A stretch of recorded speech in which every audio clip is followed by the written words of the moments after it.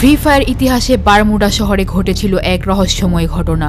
এই বারমুডা ম্যাপের মধ্যে বেশিরভাগ রাজাই ক্ষমতার জন্য সাধারণ মানুষের উপর জুলুম করত। এখানে যারাই ভালো মানুষ ছিল তাদেরকেই মেরে ফেলা হতো। তবে এই বারমুডা শহরকে স্বাধীন করার জন্য কি ঘটনা ঘটেছিল তা দেখতে চাইলে শেষ পর্যন্ত দেখতে থাকুন। চাচা, আজকে কেন জানি ঘুম আসতেছে না। আরে দিবস, এত রাত হয়ে গেছে, তুমি এখনো কেন জায়গা আছো? জানি না চাচা, কেন জানি ঘুমই আসতেছে না। দিবস তার ঘর থেকে বের হয়ে একটু হাঁটাহাঁটি করতে সামনে যায়। তখন সেইখানে রিমনার ভিলেজের রাজার কথা মতো তাকে মারার জন্য কিছু সৈন্য আসে। মহারাজের হুকুম, দিবসে মাইরা এই সমুদ্রের মধ্যে বাসায় দিতে হইব। দিবস তখন পিছনে তাকিয়ে দেখে তার ঘরের মধ্যে সৈন্যরা ঢুকছে। এক মিনিট, এরা কারা যারা আমাদের বাসায় ঢুকতেছে? আরে এগুলো তো রাজার সৈন্য, কিন্তু আমাদের বাসায় কেন? তখন দিবস এই কথা বলে তার ঘরের দিকে দৌড় দিতে থাকে, কিন্তু সে যাওয়ার আগেই তার চাচা সব সৈন্যদের মেরে ফেলে। আরে চাচা, সাবধানে। এরপর দিবস ও তার চাচা ঘরের বাইরে এসে কথা বলতে থাকে। মহারাজ আমাদেরকে মারার জন্য সৈন্যদেরকে পাঠাইছে। আরে দিবস, তুমি হয়তো জানো না, তুমি কোনো সাধারণ ছেলে না। কি বলতে চাইতেছো? আমি কে? আমার পরিচয় কি? আসলে তোমার বাবা আমাদের মহারাজের আপন ভাই। কি বলতেছেন চাচা? আমার বাবা তো একজন সাধারণ জেলে ছিল, আর আমার বাবা তো মারা গেছিল নৌকায় ডুইবা।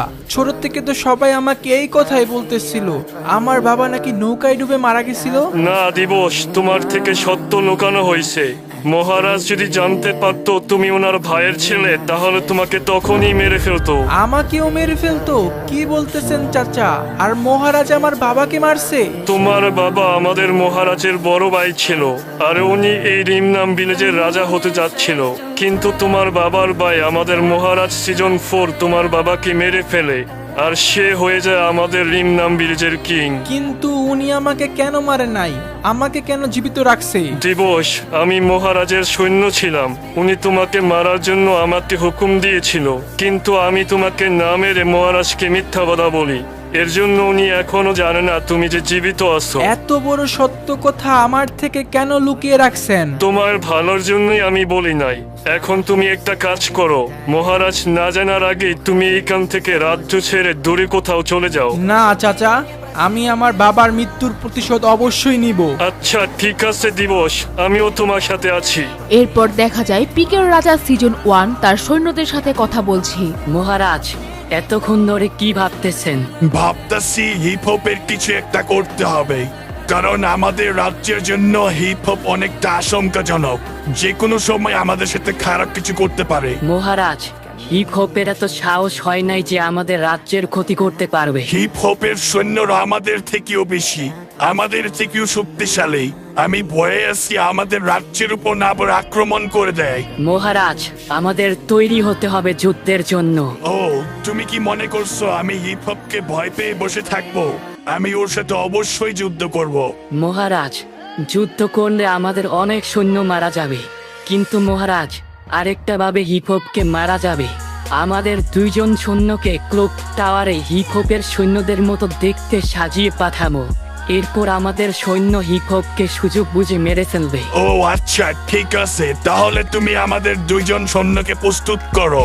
এরপর দেখা যায় রিমনাম ভিলেজে দিবস ও তার চাচা ওদের ঘরে যাচ্ছিল। তখন তারা দেখতে পায় রিমনাম ভিলেজের চারদিকে অনেক সৈন্য দাঁড়িয়ে আছে। আরে ওইটা কি? রিমনাম ভিলেজে এত সৈন্য কেন? এইটা মনে হয় সিজন 4 এর একটা চাল। কোনো কিছু তো অবশ্যই রাজ্যের মধ্যে হয়েছে। দিবস ও তার চাচা একটু সামনে গিয়ে দেখে সিজন 4 রাজ্যের অনেক মানুষকে তল্লাশি করছে। সৈন্যরা ভালো করে তল্লাশি করো, সবাইকে ভালো করে দেখো, আর একটা গড় যেন বাকি না থাকে। মহারাজ, কি হয়েছে? রাজ্যের কি কোনো কিছু হয়েছে? কাল রাতে আমাদের রাজ্য থেকে সৈন্য চুরি হয়েছে, আর আমাদের রিমনাম ভিলেজের একজন সৈন্যকে মেরে ফেলছে। আর তাই আমি রাজ্যের সব গড় তল্লাশি করতেছি। এতে করে সৈন্য যার গড়ে পাওয়া যাবে সেই আমাদের সৈন্যকে মেরে ফেলছে এবং সৈন্য চুরি করছে। সিজন 4 এর কথার মাঝখানে একজন সৈন্য মহারাজকে ডাক দেয়। মহারাজ, সৈন্য পাওয়া গেছে এই গড় থেকে। এই গড়টা কার?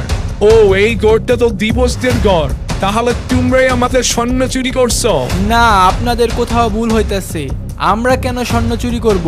এইটা আমি জানি না। তোমাদের গড় থেকে স্বর্ণ পাওয়া গেছে, তাহলে তোমরাই স্বর্ণ চুরি করছো।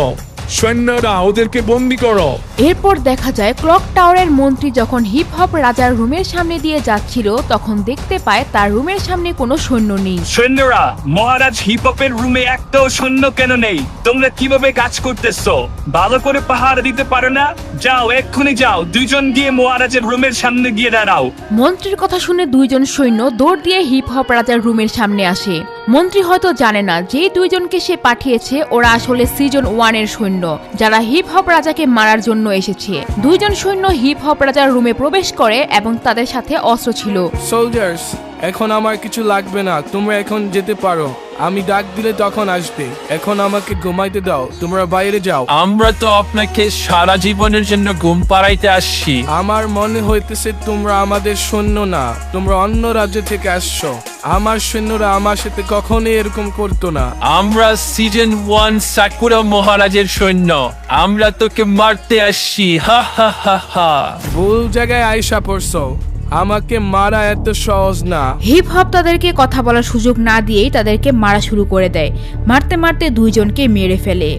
এইদিকে রিমনাম ভিলেজে সিজন 4 তার রাজ্যের সব মানুষকে নিয়ে রাজসভায় বসে।